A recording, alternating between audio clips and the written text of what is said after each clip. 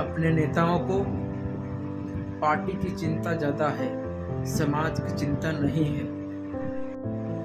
साथियों, हमको समाज के लिए काम करना पड़ेगा। मैं तुम लोगों से 2 बातें करना चाहता हूँ। एक मुसलमान भाई अपने बच्चे को सिर्फ 4 साल का रहता है, वो जब उसे मदरसे में लेके जाता है, उस समाज में मस्जिद है, स्कूल है, कॉलेज है, वो अपने बच्चे को सिखाते हैं कि ले बेटा, ये कुरान है, ये तेरा जीने बनने का रास्ता है आखिरी, और तू इसको लेके चल, और तुझे आगे बढ़ना हो तो तुझे लेके चलना पड़ेगा। तो उस समाज में पढ़ा लिखा आदमी से कागज बिनने वाला आदमी भी मस्जिद में सब एक जगह इकट्ठा होके अपने बच्चे को कुरान देते हैं। एक बौद्ध भाई, जिनको ये लोग, पूरे देश के लोग अछूत बोलते थे, आज उनकी ताकत और वो उभर कर आ गए हैं। बाप अपने बच्चे को बोलता है कि ले बेटा, ये बाबा साहब का ग्रंथ, बुद्ध और उनका धम्म, ये बाबा साहब का एक ग्रंथ देता है कि बेटा ये रास्ते से चलो। उनके भी बौद्ध विहार चलते हैं, उनके भी स्कूल चलते हैं, उनके भी कॉलेज चलते हैं, उनके भी अस्पताल चलते हैं, उनका भी मिशन चलता है। वो भी अपने मिशन में काम करते हैं। पूरे देश से जो कानून निकलता है, सारे बौद्ध भाई उसी कानून पर चलते हैं। वो भी समाज आगे बढ़ गया। क्रिश्चियनों को देख लो, उनके पास भी चर्च है, स्कूल है, कॉलेज है, अस्पताल है। 16 साल की उम्र में उनकी बेटी सफ़ेद कपड़ा पहनकर समाज में काम करने के लिए निकल जाती है। ब्राह्मणों को देख लो, उनके बच्चों को आरएसएस में डालते हैं वो लोग। पूरे मंदिरों में उनका आज कब्जा है, पूरे देश में राज है आज उनका। वो भी अपने बच्चे के हाथ में रामायण महाभारत देते हैं कि बेटा इस रास्ते पे चलो, बेटा इसको लेकर चलो, ये हमारा इतिहास है, हमको आगे बढ़ना है। अगर आपको आपके बच्चे ने बोला कि मैं कौन हूँ इस देश का, मेरा इस देश में क्या अस्तित्व है, मुझे कौन से रास्ते पे चलना है, मुझे कौन से रास्ते पे जाना है, मुझे किन चीज़ों से बचना है और मुझे किस तरह से जीना है, अगर आपसे पूछा तो मैं आपसे पूछता हूँ कि आप अपने बच्चे को कौन सी किताब देंगे? हाथ में क्या है आपके पास? क्या बचा है हमारी समाज के पास, हमारी समाज को देने के लिए? आपके पास कुछ है क्या? इतना टूट गया है हमारा समाज कि आज हम हमारे बच्चों को एक किताब भी ला के नहीं दे सकते। आदिवासी के बच्चों को एक कुत्ता भी पालता है, एक गाय भी पालती है, एक बकरा भी पालता है। इंसान और जानवर में क्या फ़र्क है?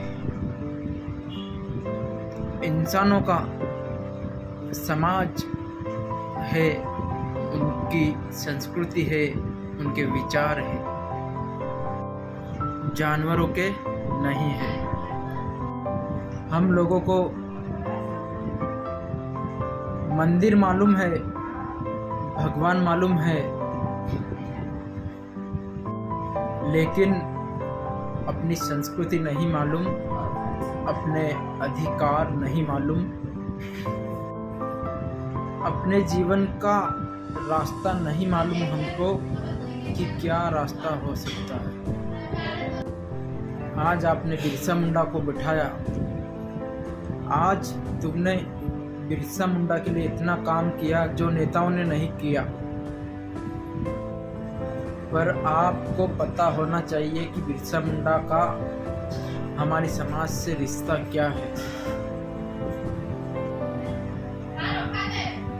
बिरसा मुंडा से हमारा रिश्ता क्या है? कौन है बिरसा मुंडा? हमको जानने की जरूरत है। हमारे लिए बिरसा मुंडा भगवान से बढ़कर है।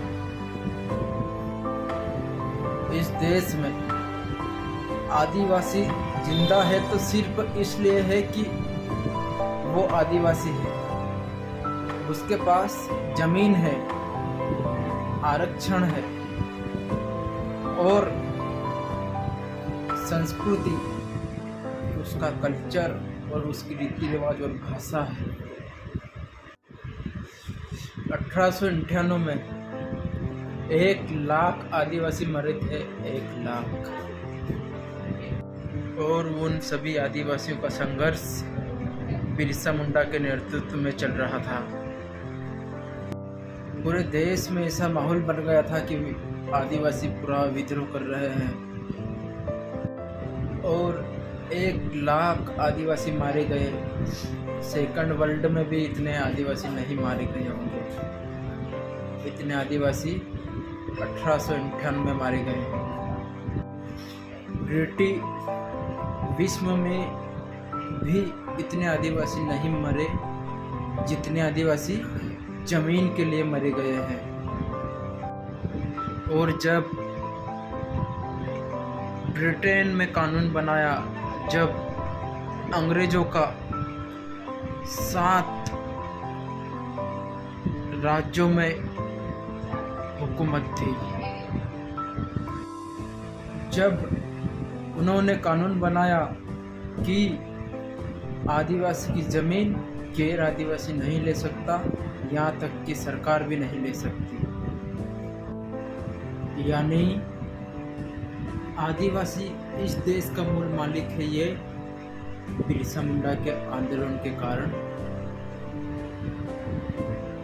इस देश में आया। बिरसा मुंडा को पूरे देश में जाना, जब जाके हमारे अधिकार मिले हमको। 2 गिलास पानी के लिए, 1 मुट्ठी अनाज के लिए इन लोगों ने आदिवासियों के अंगूठे ले लिए हैं। 1 मुट्ठी नमक के लिए आदिवासियों के अंगूठे ले लिए उन लोगों ने और उनकी जमीनों को हड़प ली है। ये बात बिरसा मुंडा को मालूम था, इसलिए बिरसा मुंडा ने ये कानून बनाया। जब इस देश का कोई संविधान नहीं था, तब जो भी चलता था अंग्रेजी हुकूमत के कारण चलता था। एक तरफ आदिवासी तीर कामठा से लड़ रहे थे, दूसरी तरफ वो बंदूक और तोप से लड़ रहे थे। उस लड़ाई में जीते और उस लड़ाई में जीते इसलिए आदिवासियों को जमीना मिलना शुरू हुई।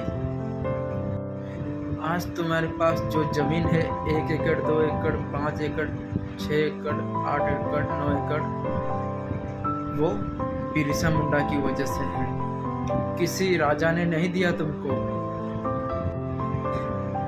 मैं बस आपसे यही उम्मीद करना चाहता हूँ कि मेरी वीडियो आपको अच्छी लगी हो तो कमेंट करें, लाइक करें और दूसरे लोगों को शेयर भी करिए, ताकि हमारा इतिहास हमारे लोगों को जानने की ज़रूरत पड़ती है तो वो जान सके। जोहार जिंदाबाद, जय आदिवासी।